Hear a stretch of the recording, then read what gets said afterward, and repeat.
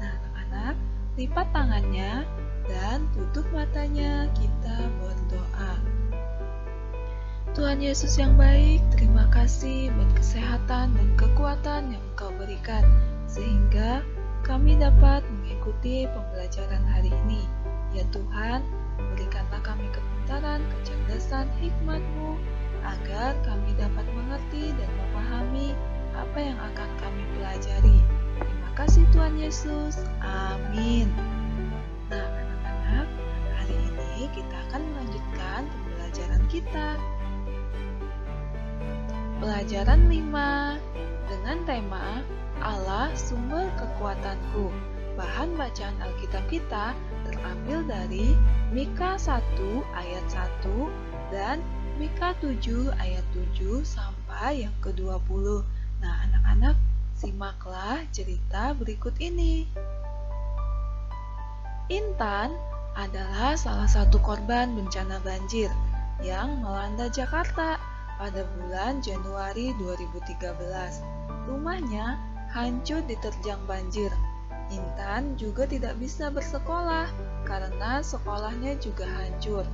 Kini ia tinggal di sebuah tenda bersama dengan orang tua dan adiknya. Di lokasi pengungsian itu ada banyak juga keluarga yang kehilangan rumah dan sanak keluarga mereka. Setiap pagi, Intan duduk bersama teman-temannya di teras sekolah yang dipakai sebagai tempat pengungsian. Mereka membicarakan rumah mereka yang hancur. Mereka bermimpi seandainya rumah mereka bisa berdiri kembali. Tentu mereka bisa tidur dengan nyenyak, tidak berdesakan seperti sekarang ini. Mereka juga bermimpi gedung sekolah mereka dapat segera diperbaiki, sehingga mereka bisa bersekolah kembali. Nah, anak-anak, setiap orang tentu mempunyai mimpi untuk masa depannya.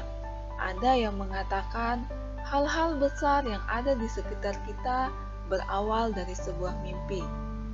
Tanpa mimpi, kita tidak mempunyai tantangan untuk mewujudkannya. Nah, anak-anak, untuk mewujudkan mimpi menjadi kenyataan dan untuk itu dibutuhkan pengorbanan dan kerja keras.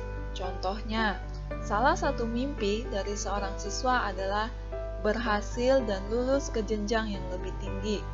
Untuk itu, siswa tersebut harus belajar sungguh-sungguh. Nah, anak-anak, namun mimpi atau yang sering kita sebut juga sebagai cita-cita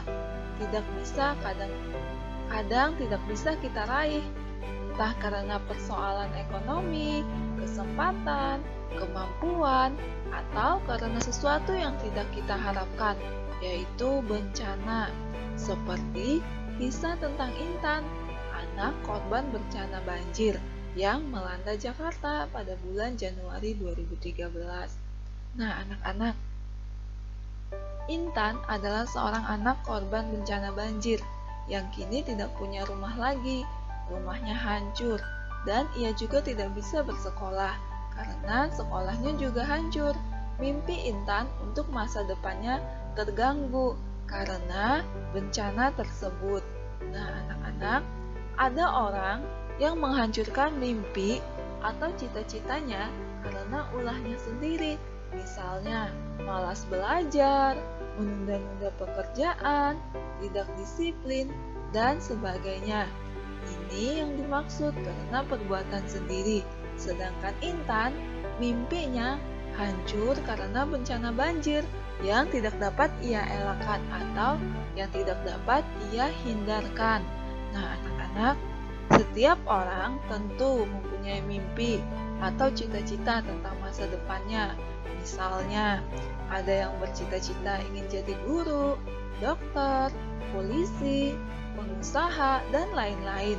Atau ada yang bercita-cita akan menjadi utusan sekolah untuk mengikuti lomba olahraga, seni, atau matematika, tingkat kabupaten, bahkan tingkat nasional.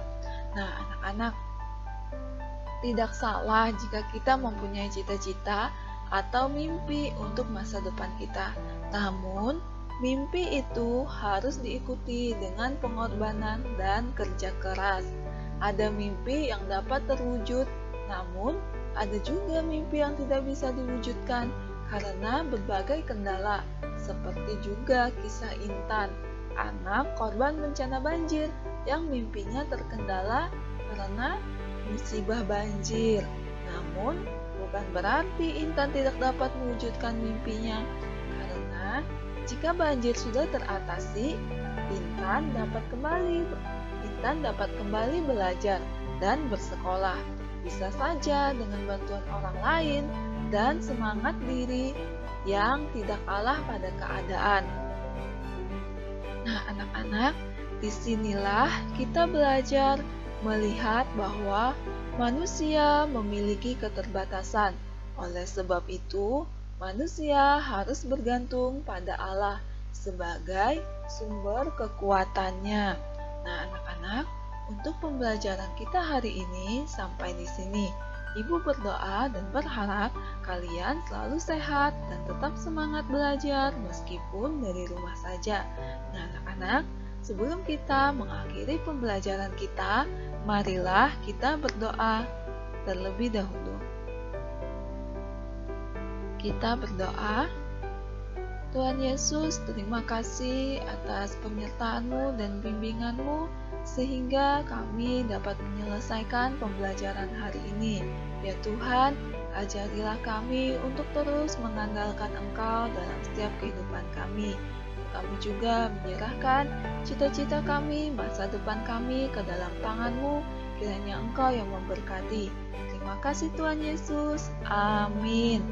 Nah, anak-anak, sampai jumpa di pertemuan berikutnya. Tuhan Yesus memberkatimu. Shalom.